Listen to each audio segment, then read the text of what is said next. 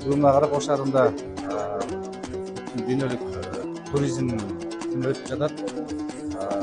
Бул да болсо ошо Каракол шаары өзү туризмге багытталган шаар. Бүгүнкү Каракол шаарында туризм абдан өнүгүп аткан учуру.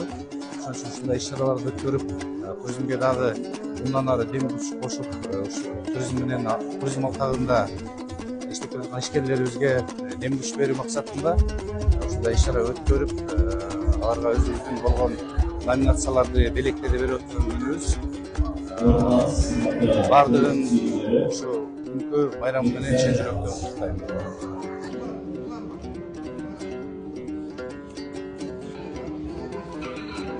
Бүгүн туризмдин эл аралык күнү. Ошого байланыштуу биз Каракол шаарындагы туризм ишкерлерин сыйлоо аземин өткөрүп атабыз.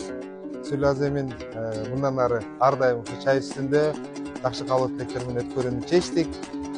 Бул иш-чараны мэрия тарабынан өткөрүп жатабыз.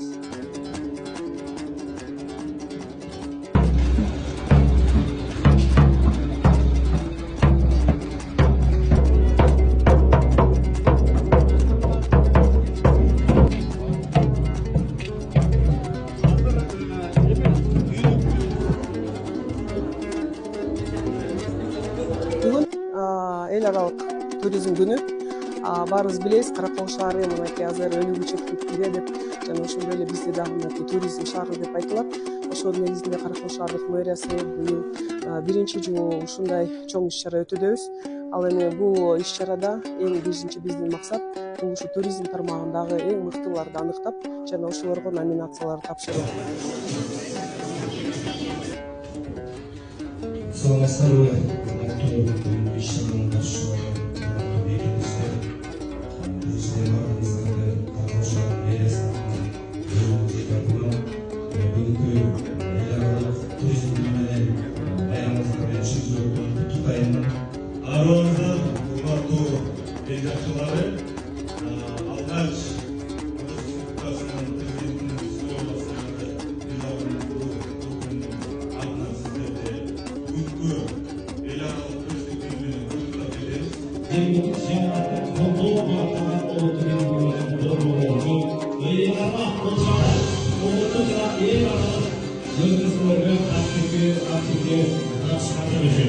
И устойчивое развитие туризма.